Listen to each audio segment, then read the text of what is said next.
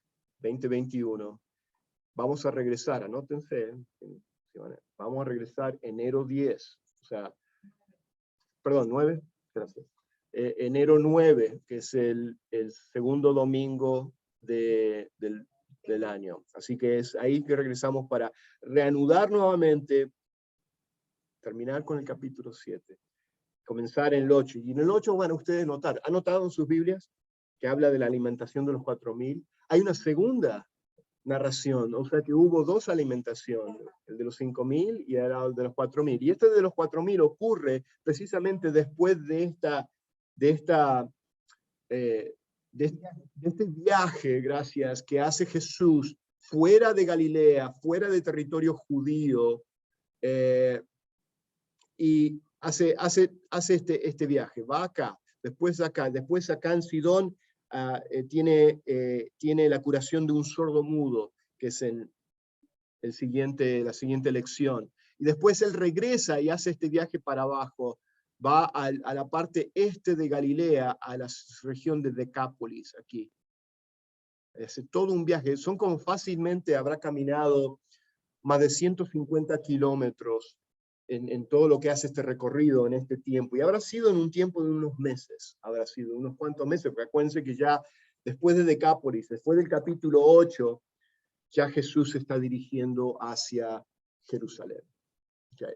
Porque ya van a quedar, después del capítulo 8, ya estamos quedando tal vez a 6 meses de la cruz, más o menos.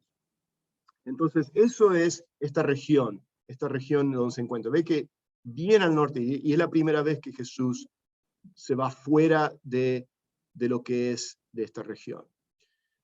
Y la primera vez que va a territorio ya plenamente gentil, pagano. Perdón. Vamos a regresar, a ver si regresa. Ahí está. Bueno. Entonces ahí está. Entonces vemos que tras más de un año en Galilea, año y medio ya aproximadamente, el extenso ministerio de Jesús allí había llegado a su fin, como yo les decía, aunque algunos creyeron que la mayoría del pueblo le rechazó. O sea, y sabemos que la gran multitud, la gran mayoría lo rechazó. Su propia ciudad natal, en Nazaret, lo habían rechazado ya. Y vemos que ahora su concentración, lo que hace Jesús es que se concentra en sus discípulos de aquí en adelante. Así que consciente de la creciente oposición en su contra, especialmente de los fariseos, y cómo ellos lo estaban descreditando a Jesús con falsas acusaciones. ¿Se acuerdan cuál era alguna de esas falsas acusaciones o la manera de descreditar a los milagros de Jesús? Porque no podían negar los milagros. ¿Qué es lo que decían? Que los milagros eran, ahí está, eran hechos no por Dios, sino por el Espíritu de Dios, por el Espíritu Santo, sino por los mismos demonios. Y vemos, wow. Y ahí, ¿se acuerdan cuando estudiamos la blasfemia en contra del Espíritu Santo? Y eras en relación a eso. Bueno, entonces vemos acá que estábamos ya, sabiendo que ya quedaban pocos meses para la cruz. Jesús salió de Galilea para estar más tiempo preparándose con sus discípulos. O sea, acá estoy, como yo decía, estamos a menos de un año ya casi. Entonces, bueno, seguimos con el versículo 25-26 que leímos. Entonces, ¿qué es lo que ocurre? Él va a esta región y vemos que no se pudo ocultar. O sea, que aunque las multitudes de Galilea ya no estaban siguiéndolo, pero gente de esta región, de Tiro y Sidón, su fama había llegado hasta ahí. ¿Y por qué digo que su fama había llegado ahí? Fíjense que esta mujer, dice, porque una mujer cuya hija tenía un espíritu inmundo llegó luego que oyó de él. Vamos a parar ahí. ¿Cómo que supo esta mujer que había oído de Jesús? Si ustedes se fijan, vayan a sus Biblias en Marcos capítulo 3. En Marcos capítulo 3, después de que Jesús sana al hombre de la mano seca, y esto ya lo vimos, ¿no es cierto? Ya yo diría, creo que más de un mes, 2 meses atrás yo creo que vimos esto. Si ustedes se fijan en el versículo 7 del capítulo 3 de Marcos, fíjense lo que dice, que estas multitudes que seguían a Jesús. Jesús se retiró al mar con sus discípulos y dice, una gran multitud de Galilea le siguió y también de Judea y de Jerusalén, de Edumea, del otro lado del Jordán y de los alrededores de ¿dónde? De Tiro y Sidón, una gran multitud que al oír todo lo que Jesús hacía, vino a él. Ah, interesante acá. Entonces, vemos que ya conocían de la fama de Jesús, habían oído de los milagros de Jesús. Porque esta gente de Tiro y Sidón que vivían al norte, fuera de la región de los judíos, ellos cruzaban, ellos venían hacia Galilea. Entonces vemos que ellos ya sabían, y esta mujer me imagino que habrá sido, creo, o sea, estoy asumiendo acá, de que habrá sido de estas multitudes de Marcos capítulo 3, que se habían enterado, tal vez las mismas multitudes que regresaron a Tiro y Sidón habían comentado acerca de Jesús, y de esa manera ella sabía acerca de Jesús. Y ahí está en la pantalla. Al parecer esta mujer ya había oído hablar de Jesús, como yo les decía. Vemos al igual que muchos otros que buscaban ayuda de Jesús, esta mujer se le acercó fíjense cómo se le acerca a esta mujer, con humilde reverencia, cayendo delante de él. Fíjense que dice que vino y ¿qué hizo? Se postró. Es importante esto entender. Ahora, mantengan un dedo en Marcos 7. Ahora quiero que se vayan a Mateo 15, 21 en adelante, porque vamos a ir la historia paralela de este pasaje. Fíjense cómo, porque acá nos agrega un poco más de detalle, Mateo nos da un poco más de detalle de lo que esta mujer estaba diciendo o haciendo. Marcos no lo menciona, Marcos, como yo les dije, Marcos es muy resumido, Marcos es muy al punto. Sí. Y acuérdense una cosa, Marcos, y yo creo que Marcos hace un énfasis de que para que la audiencia en la cual el Evangelio de Marcos fue escrito. ¿Se acuerdan cuando yo les comenté al principio de la clase, cuando comenzamos? ¿Dónde escribe Juan Marcos, el autor del Evangelio de Marcos, discípulo y seguidor del ministerio de Pedro, ¿no es cierto? ¿Dónde él escribió, se cree que escribió, ¿cierto?, el Evangelio de San Marcos? Lo escribió en Roma. Y lo escribió a una audiencia predominantemente gentil. Entonces nos damos cuenta de que Marco, el énfasis que él está teniendo acá, especialmente en esta narración, es de que su audiencia gentil, donde originalmente fue dirigida este evangelio, ¿no es cierto?, donde fue escrito, es para que también los gentiles se enterasen y supieran de que la salvación no era solamente de los judíos, sino también era para ellos. Bueno, hice un paréntesis ahí para tan solo introducir. Pero acá vemos que la postura, pero en Mateo nos da un poco más de detalle de lo que ella estaba haciendo. Fíjense, en el versículo 22 de Mateo 15. Dice, aquí una mujer cananea que había salido de aquella comarca, dice, comenzó a gritar. ¡Wow! Empezó a gritar. ¿Y qué gritaba? Diciendo, Señor, importante. Yo marqué eso primero. Primero lo reconoce como el Señor. Esa palabra Señor está en mayúsculas. Número 2, hijo de David.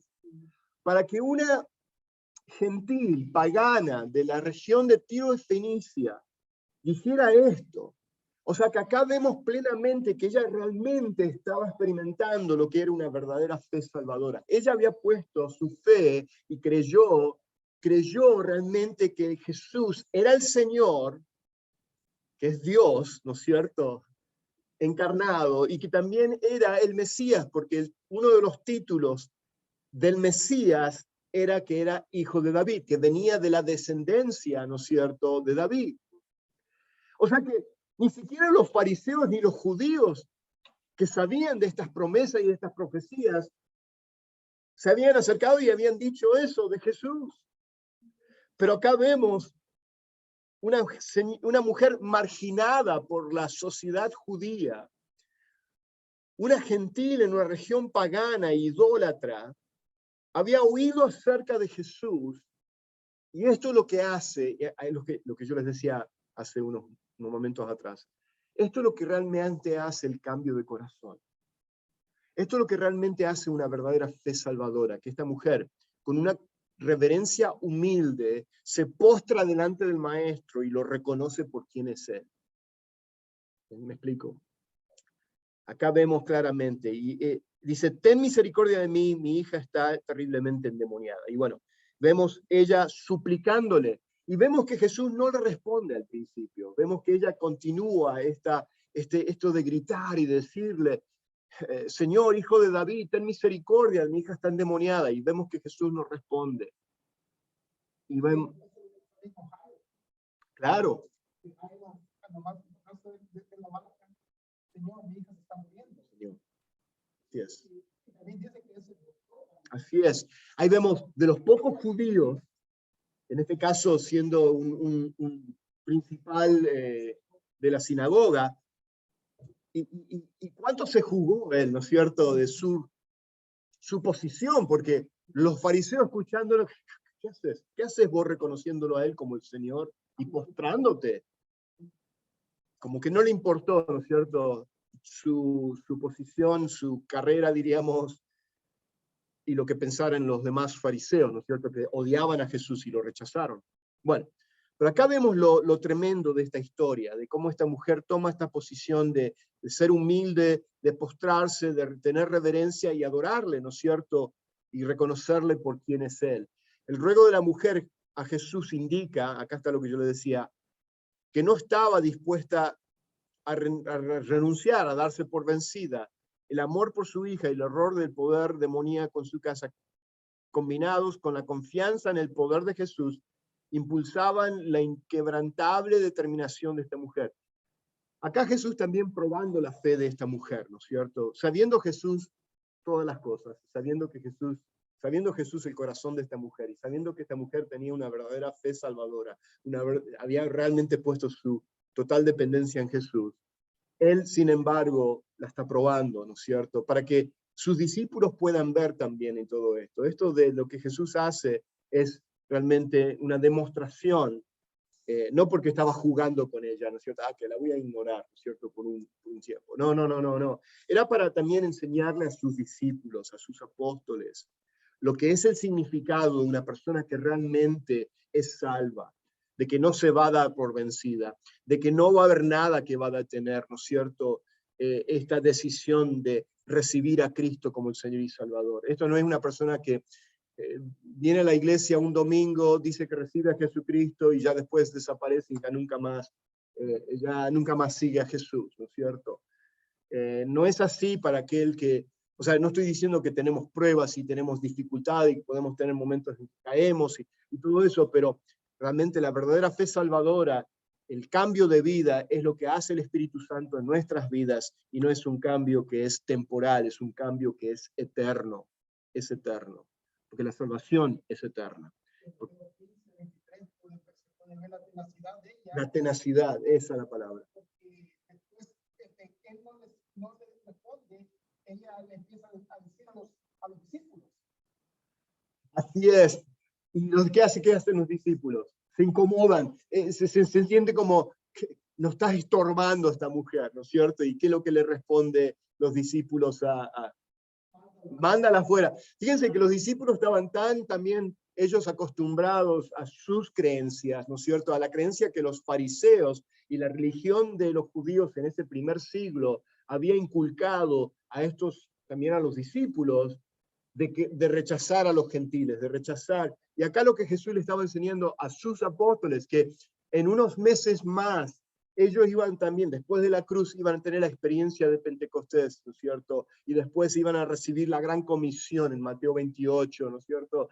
Ellos iban a también después llevar el evangelio también a los judíos y también hacia los gentiles. Y bueno, eso es lo que Jesús quería enseñarles, que estas personas no son lo que te va a contaminar. Prácticamente, fíjense la conexión de lo que estudiamos al principio del capítulo 7. Es como que diciéndole, no se alarmen acá, no la echen, esta mujer no te va a contaminar, porque ya les enseñé que lo que contamina al hombre no es lo que entra o porque estás pisando en territorio pagano, ¿no es cierto?, Tiro y Sidón, sino es lo que sale del hombre, ¿no es cierto? Es el corazón no regenerado, es el corazón que está en tiniebla. Bueno, Mateo 15:22, acá está nuevamente lo que clamaba ella, lo que leímos. Ella lo reconoce como el Mesías. A pesar de que era gentil, lo reconoció como el Señor y lo identificó con el título mesiánico de hijo de David, como ya les dije. voy a ir un poquito más rápido acá. El motivo por qué Jesús no le contestara de inmediato fue permitir que el robusto carácter de la fe de esta mujer se pudiera ver en evidencia. Y en evidencia precisamente a sus discípulos, a sus apóstoles, que era una manera de enseñarles a ellos. Ella poseía una fe real, genuina en Cristo cuando vino a Jesús. Esa tenacidad no viene porque la mujer era, o sea, es lo que hace el cambio de corazón, ¿no es cierto? Cuando uno viene a la fe en Cristo. Porque realmente es el cambio de corazón. Es un cambio en el corazón que ya no quiere tener nada que ver con la vieja manera de vivir. Ahora, no quiero decir que no, como cristianos no caemos en pecado y no estoy hablando de eso, pero ya no queremos más, ¿no es cierto?, esa vieja manera de vivir.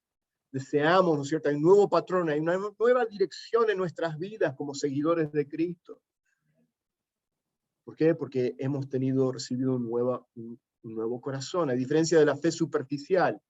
En Israel, ¿no es cierto?, que ellos decían que ellos creían en Dios, tenían una fe, no una verdadera fe salvadora, tenían una fe de labios, como Jesús le dice, este pueblo de qué, me adora de labios, pero no de qué, de corazón, están lejos, ¿no es cierto? Están lejos, porque esa es la condición todos nosotros. No nos dice Romanos que estamos todos destituidos de la gloria de Dios, estamos todos lejos. Cuando hablamos de lejos, hay una brecha, hay un abismo que nos separa de Dios, y lo único que es el puente que nos une o nos puede reconciliar con el Padre es Cristo, es la cruz.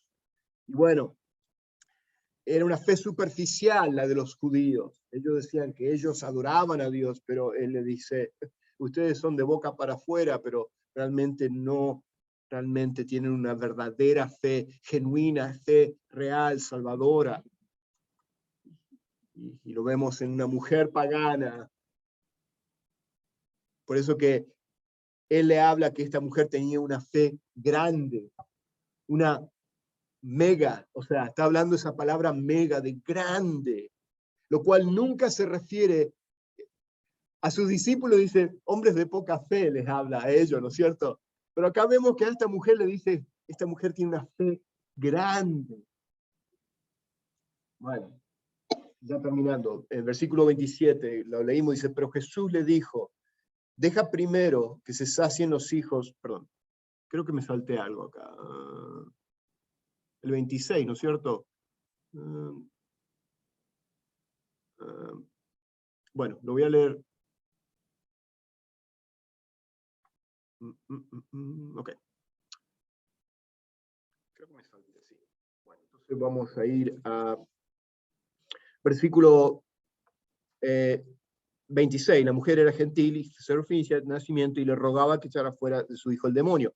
Ella continuaba, ¿no es cierto? Y acá finalmente Jesús ya le contesta. Y él le decía, deja que primero los hijos se sacien, pues no está bien tomar el pan de los hijos y echarlo a los perrillos. Y acá está esta porción que es controversial, ¿no es cierto? Y está mal interpretada, yo creo. Y también los discípulos malinterpretaron, como mucha gente hoy en día lo malinterpretan también, porque fíjense que también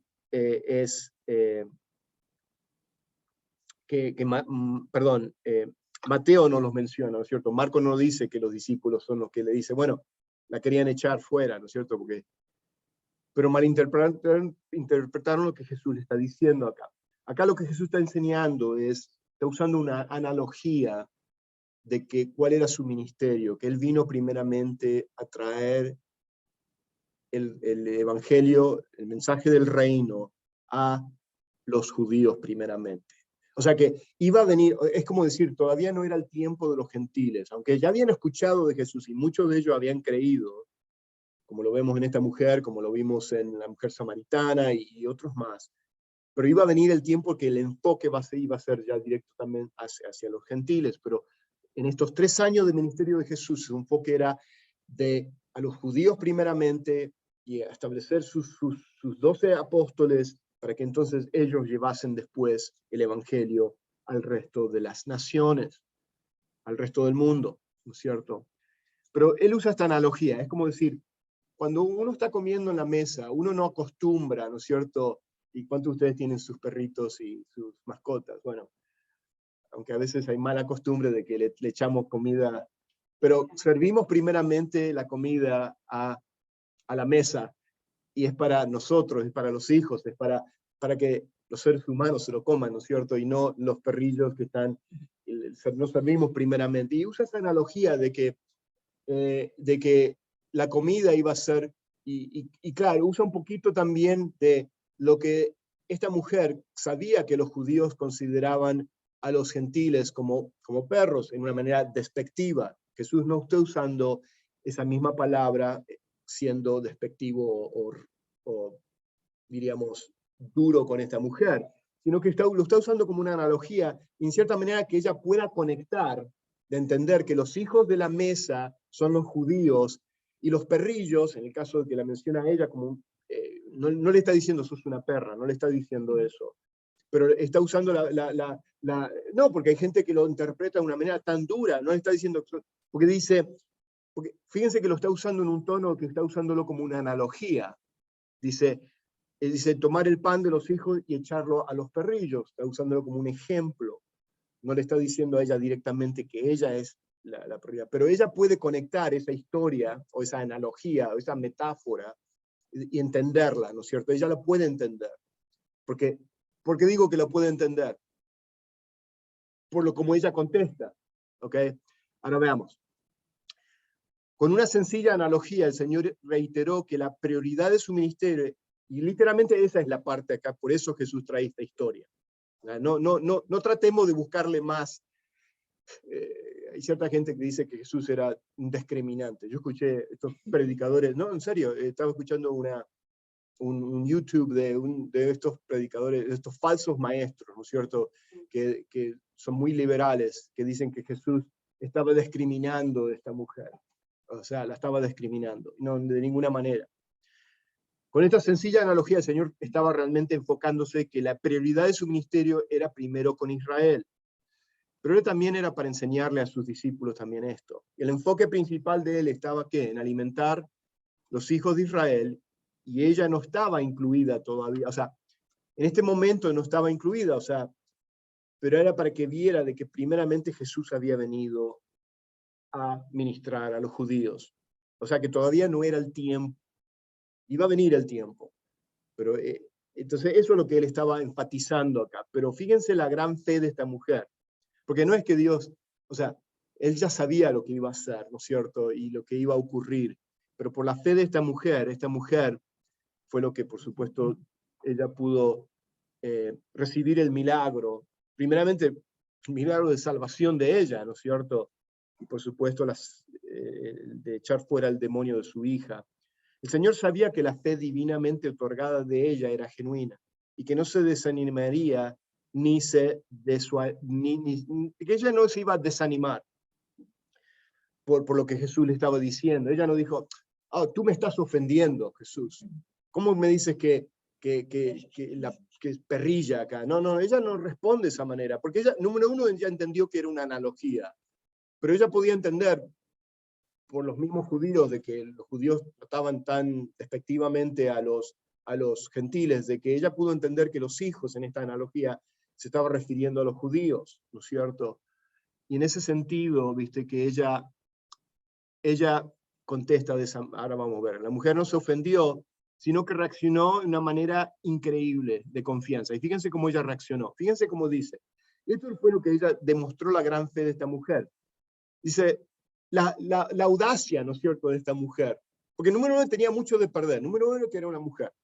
En esa sociedad, las mujeres eran ciudadanas de segunda categoría. La mujer, o sea, no se le permitía hacer, o sea, especialmente los judíos, no hablaban con las mujeres así.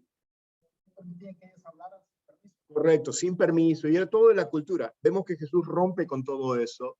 Lo vimos en la mujer samaritana, lo cual los mismos discípulos se quedaron como que, ¿qué hace Jesús acá hablando con...? Pero, y lo hace con esta mujer también, ¿no es cierto? Para también mostrarle a sus discípulos y enseñarles. Dice, sí, Señor, fíjense qué dice, pero aún los perrillos, fíjense cómo ella misma usa la misma palabra y usa la misma analogía Dice, aún los perrillos debajo de la mesa comen de las migajas de los hijos. O sea, comen de lo que cae. Y acá lo que está hablando, dice, aunque entiendo, fíjense, esta mujer, lo tremendo de cómo ella entiende el mensaje, mucho más de lo que los fariseos pudieron entender. Ella entiende, dice, sí entiendo, Jesús, de que tu mensaje, tu ministerio era dirigido a los judíos, primeramente, y entiendo eso, pero yo he escuchado tu mensaje y esas migajas que nos han llegado y que hemos visto, podemos comer de ella y recibir la bendición. ¿Se dan cuenta en ese sentido? Y recibir la bendición de poder aún comer lo que era la sobra, diríamos, porque todavía no se había llevado el ministerio hacia los gentiles todavía. Todavía estaba concentrado con los judíos, pero iba a llegar el momento de que ya todos iban a comer de la mesa, ¿no es cierto? Tanto los judíos como los gentiles. No sé si me estoy explicando bien. Este es un momento así crucial, de que por eso Jesús vino primeramente a los judíos, como les decía, pero ahora llegaba el tiempo de los gentiles, que el resto del mundo iba a escuchar el mensaje de la salvación. La mujer reconoció su indignidad, o sea, de que ella necesitaba un salvador, su lugar como gentil, y a diferencia de muchos de los judíos que reaccionaron ante Jesús con orgullo, ¿no es cierto?, y muy religiosos, la actitud de la mujer fue humilde y pobre de espíritu. Sabemos su reacción, su reconocimiento. Y eso es lo que está ocurriendo acá. Para ella solamente las migajas eran suficientes, o sea, una diminuta fracción del poder de Jesús. El hecho de que Jesús se asoma, ¿no es cierto?, a esta región, de que Jesús viene a esta región por unos, diríamos, tal vez unos meses después de estar varios años ya en la región de Galilea, año y pico en la región de Galilea. Ella interpreta eso, de que este pequeño momento que lo tenemos a Jesús en esta región, estas son las migajas, ¿no es cierto?, porque se concentró la gran parte de todo su ministerio con los judíos. Se conforma con eso. Pero es suficiente, ¿no es cierto? Y ella entiende esa analogía. Entonces, esta diminuta fracción del poder de Jesús podía curar a su hija, y eso era lo único que ella buscaba. Ella sabía que Jesús era compasivo y lo había visto, ¿no es cierto?, con los grandes milagros que él había hecho, y como las multitudes lo seguían, ella tal vez había visto todo eso, ¿no es cierto? Y fue tal vez parte de esas multitudes que vimos en Marcos capítulo 3. Y vemos que la respuesta de la mujer provocada por el Señor Jesús expresó una calidad de fe que llamó grande. Grande fue la fe de ella, grande. Y vemos que así también Jesús llama a otros, como fue el centurión romano, ¿no es cierto? Otro pagano, otro gentil, cuando le dice, tan solo di la palabra y mi siervo será salvo. Wow, ni siquiera él había visto eso en los mismos judíos, ¿no es cierto? Dice, ni aún en Israel he hallado tanta fe. Y vemos ahí que claramente de que el ministerio de Jesús iba a llegar a los gentiles, pero en estos primeros 3 años iba a ser concentrado con un propósito, porque era para establecer a sus apóstoles, para entonces ellos salir. Porque no hubiese podido abarcar todo Jesús, ¿no es cierto?, en 3 años, imposible. No iba a poder abarcar todas las regiones. Esa era la concentración, ¿no es cierto? Establecer su núcleo, su grupo más íntimo, sus discípulos, sus apóstoles, y después, cuando terminase ya los 3 años del ministerio de Jesús, ellos iban a salir a los gentiles. O sea que la salvación era para todos. Es lo que entendemos, ¿no es cierto?, de esta historia. Sí, bro. Eso me recuerda cuando Pedro estaba en la azotea, estaba arriba. Así es, ahí tenés. Yo no me voy a matar. Dice, mate, come, ¿verdad? Claro. No voy a ir a entrar en la casa. Cornelio. Y a Cornelio tú tienes explicado después a los judíos que realmente Dios es el que lo había matado. Se tardaron tantos años de que nuestro Señor Jesucristo les dio esta enseñanza. Había todavía conflicto, había problemas con los mismos. Sí. Y aún los apóstoles tenían también, algunos que después tiene que venir Pablo, realmente a aclarar las cosas bien, porque todavía aún algunos, como se fue Pedro, estaban intimidados por los mismos judaizantes, aquellos que supuestamente decían que habían aceptado a Cristo, pero que todavía querían mantener las tradiciones de los ancianos, querían todavía mantener su religión, como diciendo, está bien, creemos en Jesús, pero también para ser salvos tenés que también guardar la ley, correcto. Entonces, vemos eso que al principio, en esos primeros 30, 40, 50 años, ¿no es cierto? Incluso Pablo, en una de las sinagogas, él dice, era necesario que se les predicara a ustedes primero. Así es. Como ustedes rechazan el mensaje, ahora volvemos a los gentiles. Así es. Porque seguían duros todavía. Seguían duros rechazando al... Ya habían pasado varios años. Claro, y por eso que vemos que Pablo, el ministerio de Pablo, se volcó hacia los gentiles. Y bueno, está terminando. Entonces le dijo, por estas palabras, ve, el demonio ha salido de tu hija, y cuando llegó a ella a su casa, halló que el demonio había salido y la hija acostada en la cama. Y vemos el gran milagro acá nuevamente. Señor nunca rechazó a nadie, judío o gentil, que acudiera a él, y lo vemos claramente acá. O sea que tan solo él usó esa analogía para probar la fe de ella, para que el resto de los apóstoles pudieran entender y ver, ¿no es cierto?, que no era exclusivo el evangelio o la salvación, o que el Mesías iba a venir solamente para los judíos, sino que iba a venir primeramente para los judíos, pero después iba a llevar para el resto. Quiero terminar ya acá, porque ya se nos fue el tiempo. Sí, dime.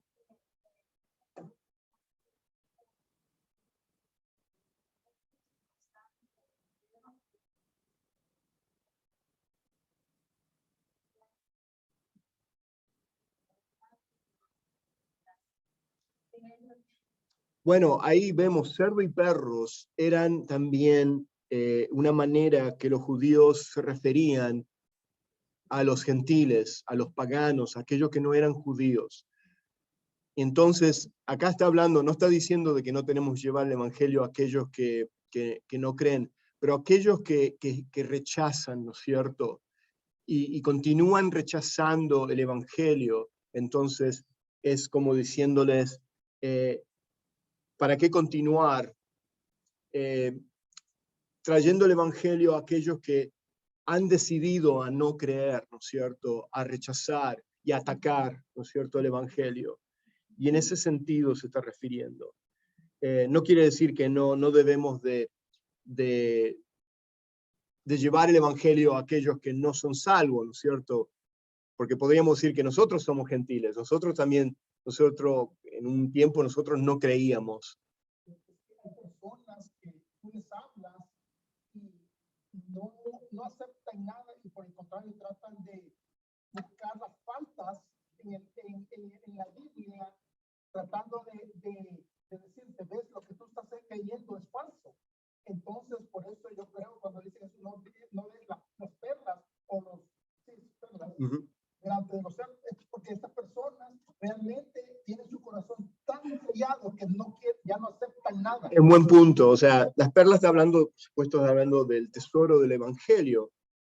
Y cuando está hablando de aquellas personas que ya están tan endurecidas y odian, diríamos, el evangelio y odian a Dios, entonces, ¿para qué continuar, no es cierto?, tratando de darle lo que ellos ya están? Es como diciendo, te concedo entonces el deseo de tu corazón. Si tú tanto odias a Dios y no quieres escuchar, entonces, ¿para qué voy a continuar diciéndote si tú me estás ya atacando y me estás diciendo? O sea, y no quiero decir que uno no puede orar por las personas, de que yo he tenido momentos de que las personas están tan endurecidas. O sea, yo no soy Dios para conocer el corazón.